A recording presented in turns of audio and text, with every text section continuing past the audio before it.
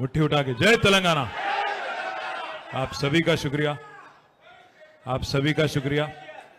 हमारे साबिका वजीर और एमएलसी मोहम्मद महमूद अली साहब, माइनॉरिटी सेल के बीआरएस पार्टी के सदर जनाब मुजीबुद्दीन साहब, साबिका वक्फ बोर्ड चेयरमैन और फॉर्मर एमएलसी सलीम भाई, और मंच पे शामिल फॉर्मर डीजीपी जो वॉलंटरी रिटायरमेंट लेके आज हमारे साथ चल पड़े, हमारे भाई आरएस प्रवीण कुमार साहब, 8 साल का सर्विस छोड़ के आज कांग्रेस गवर्नमेंट बुलाई तब भी साहब ने ये फैसला लिया कि नहीं, मुझे अवाम के साथ रहना है और ऐसे शख्स के साथ रहना है जो अवाम को इंसाफ दिला सके, और वो शख्स सिर्फ और सिर्फ केसीआर साहब है।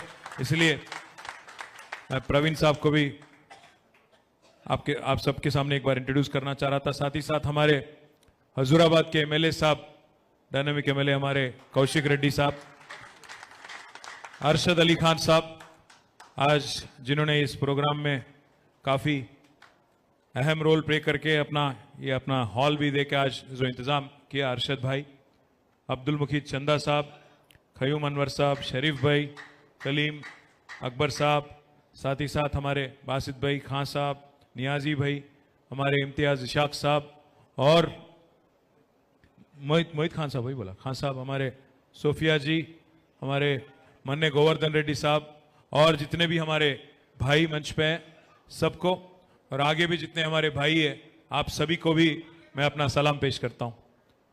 आज मुझे मालूम है कि आप यहाँ पे शेर व शायरी सुनने और मुशायरा सुनने आए, सियासी तकरीर सुनने आप आए ही नहीं, मैं जानता हूं।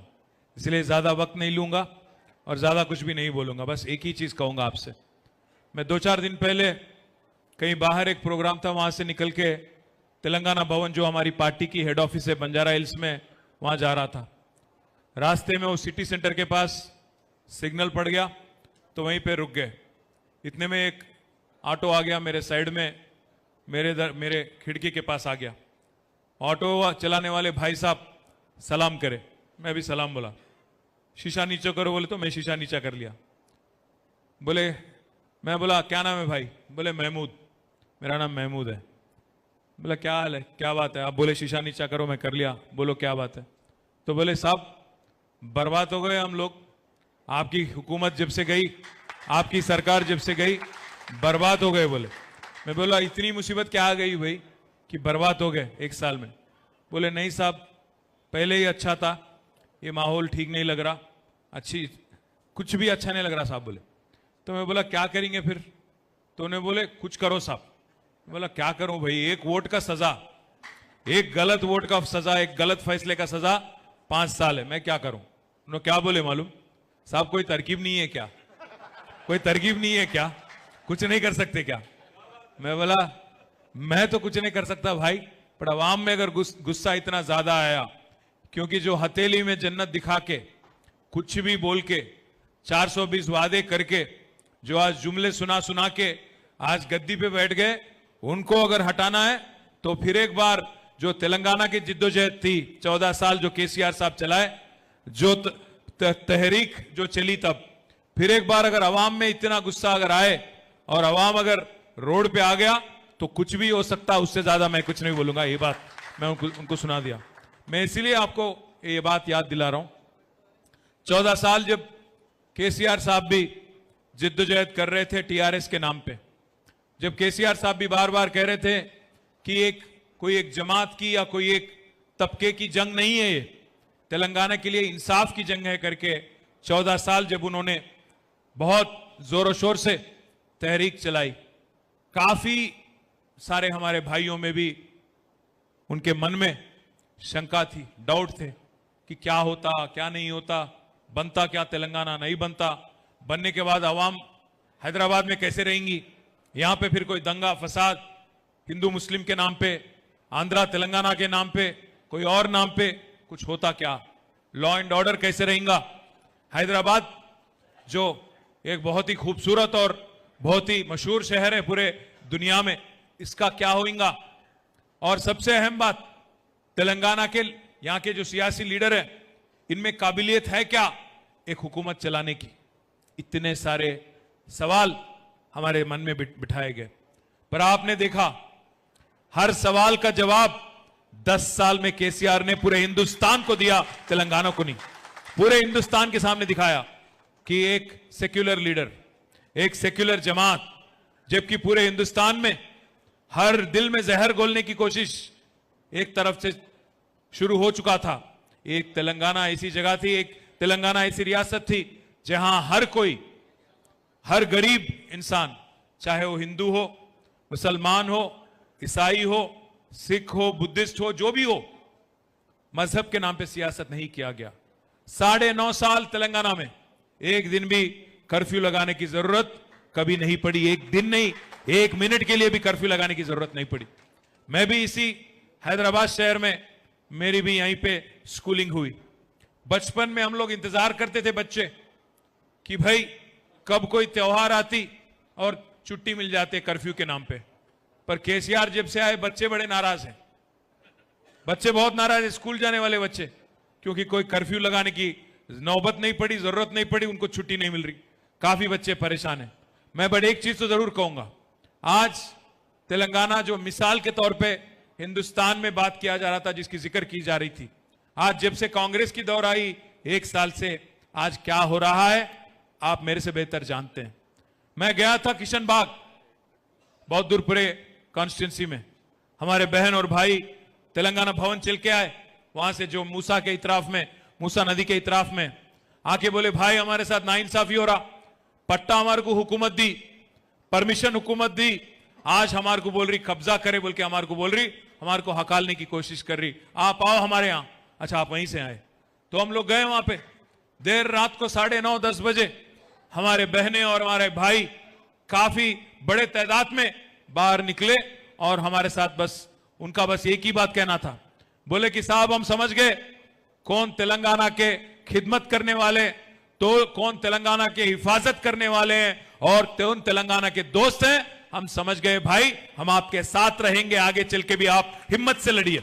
इसलिए चाहे वो मूसा और हाइड्रा के बारे में हो, चाहे वो कोडंगल में जो आजकल एक जंग छेड़ी इस बेवकूफ सरकार ने, उसके बारे में हो, चाहे कोई और मसाइल के बारे में हो, पिछले एक साल में हमने पूरी तरह से कांग्रेस पार्टी का जो 420 वादे, 6 गारंटी और हथेली में जो जन्नत दिखा के हर कुछ चीज वादा करके, हर चीज वादा करके जो वोट लिया, उसके बारे में 1 साल से चाहे कितने धक्का हमारे को मारने की कोशिश करे, फिर भी हम हटे नहीं, लड़ते रहे। मैं आपसे बस एक ही चीज रिक्वेस्ट करूंगा, बॉक्सिंग में जो खेल है, बॉक्सिंग में कहावत है, आप कितना जोर से पंच मार सकते हो ये कोई बड़ी बात नहीं है, उस बात को लेके जंग जीती नहीं जाती। आप जितना जोर का पंच लेके भी गिर के भी फिर उठोगे, तभी आपको आगे जाके आपको फिर एक बार जीत हासिल होगी। तो मैं बस इतना ही कहूंगा आपसे, पिछले 1 साल में काफी कुछ हुआ हमारे साथ।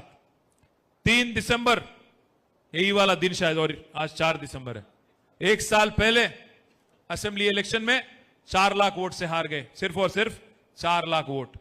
फर्क ज्यादा नहीं था, पर जमहूरियत में 4 लाख भी काफी बड़ी फर्क है, तो हार तो हुई। उसके बाद 3 दिन बाद केसीआर साहब का फ्रैक्चर हो गया, 3 महीने बाहर नहीं निकल पाए केसीआर साहब। फिर बाद में मेरी बहन कविता को अरेस्ट कर लिया, गिरफ्तार कर लिया, 5.5 महीने दिल्ली में जेल किया। कुछ बेवकूफ लोग कहते हैं कि हमारा मोदी के साथ कोई दोस्ती है। भाइयों मैं पूछना चाहता हूं, अगर कुछ था हमारा उनके साथ या अभी कुछ है हमारे उनके साथ, तो क्या हमारी बहन को 5.5 महीने हम जेल में रहने देते क्या? आप सोचिए 1 मिनट के लिए। एक और चीज भी मैं पूछना चाहता हूं आपसे, 9.5 साल में जब से मोदी आए, 10 साल 11 साल में एक कांग्रेस लीडर को भी रखे क्या अंदर 5.5 महीना? आप एक बार सोचिएगा, कोई एक लीडर मुझे दिखाइए आप। रेवंत रेड्डी जैसे बदमाश को भी जो बख्श दिए, उसको भी छोड़ दिए, जो रंगे हाथ पकड़ा गया 50 लाख रुपए के साथ, वो भी आज बाहर घूम रहा है। पर हमारे पार्टी के लीडरों को आज केस लगाए जाते, गिरफ्तार, ईडी, सीबीआई, आईटी और बाकी एजेंसीज हमारे पीछे पड़े हुए हैं। साथ ही साथ पार्लियामेंट इलेक्शन में भी हमारी हार हुई, 10 एमएलए छोड़ के चले गए, धक्का पे धक्का, पर जितना भी हम पंच खाए, जितना भी जोर से बीजेपी पंच करी, जितना भी जोर से कांग्रेस पंच करी, आज 1 साल बाद यहां पे हम लोग खड़े हैं, जंग के लिए, आपके लिए जंग लड़ेंगे और कांग्रेस को नहीं छोड़ेंगे, बीजेपी को भी नहीं छोड़ेंगे। आपसे एक वादा है और एक बात भी मैं आपको सोचने के लिए मजबूर करना चाहता हूं।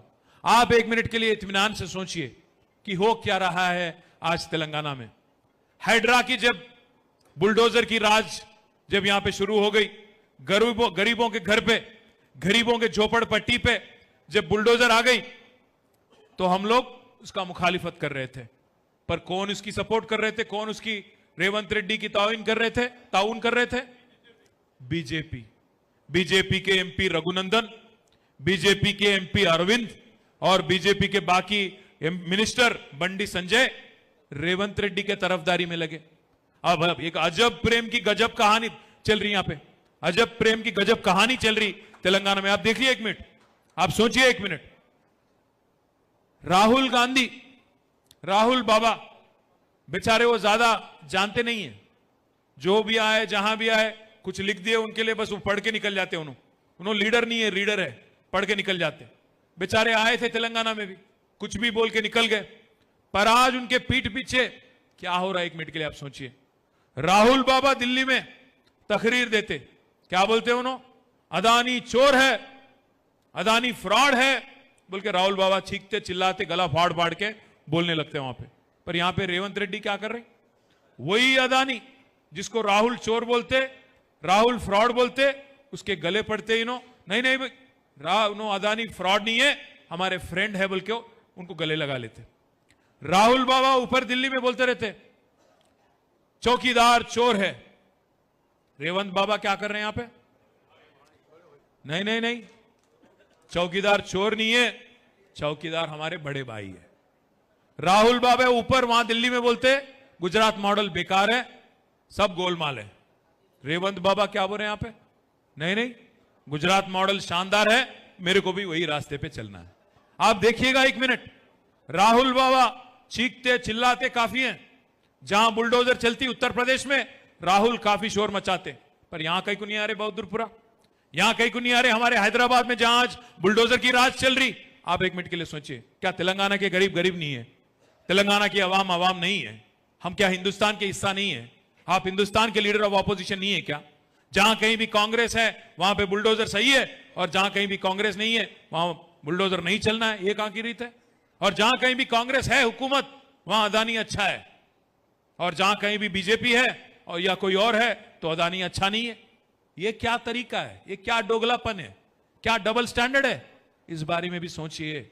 और बाकी हमारे भाइयों से बहनों से भी आप बात करिए, कन्विंस करिए, उनको समझाइए कि आज तेलंगाना में जो एक अजब प्रेम की गजब कहानी आपको देखने को मिल रही, ये बस तेलंगाना के हद तक सीमित नहीं है। आज दोनों मिले हुए हैं, दोनों आज एक लौती आवाज तेलंगाना की जो है उसको दबाने की, उसको खत्म करने की साजिश दोनों मिलकर कर रहे हैं। आप देखिए बंडी संजय क्या बोलते, भाई अपने को आपस में नहीं लड़ना है, कांग्रेस और बीजेपी को, पहले इनको खत्म करो, पहले इनको खत्म करो, इनका कत्ल करो, अगर जरूरत पड़ा पॉलिटिकली सियासी कत्ल करो, फिर बाद में आपस में लड़ लेंगे। ये आज उन दोनों का तरीका है, उन दोनों का स्ट्रैटेजी है।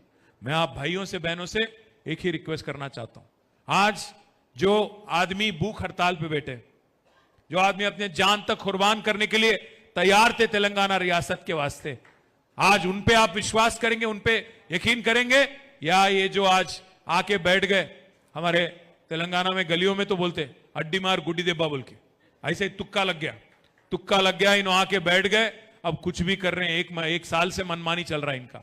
इसीलिए मैं कहना चाहता हूं, आज किस पे आप भरोसा करेंगे, किसकी बातों पे यकीन करेंगे, मैं आप ही को छोड़ता हूं। बस इतने ही कहते हुए, जो ख्वाब सुनहरा तेलंगाना का केसीआर साहब ने पूरे तेलंगाना आवाम को दिखाया, वो करीब करीब हो ही जा रहा था, इतने में हमारी हुकूमत निकल गई। पर उसको अगर उस सुनहरा तेलंगाना ख्वाब को अगर मुकम्मिल करना है तो सिर्फ और सिर्फ केसीआर साहब से और बीआरएस से एक काम हो सकता है। बस इतने ही कहते हुए मैं आप तमाम भाइयों से, और जितने भी शेर व शायर है, जितने भी हमारे मुशायरे में आज पार्टिसिपेट करने वाले हमारे अलग अलग जगह से आने वाले हमारे शायर हैं, उन सबका भी मैं शुक्रिया अदा करता हूं। और जहां पे जितने भी हमारे भाई बहन और मीडिया वाले आए, आप सबका भी मैं शुक्रिया अदा करते हुए जय तेलंगाना।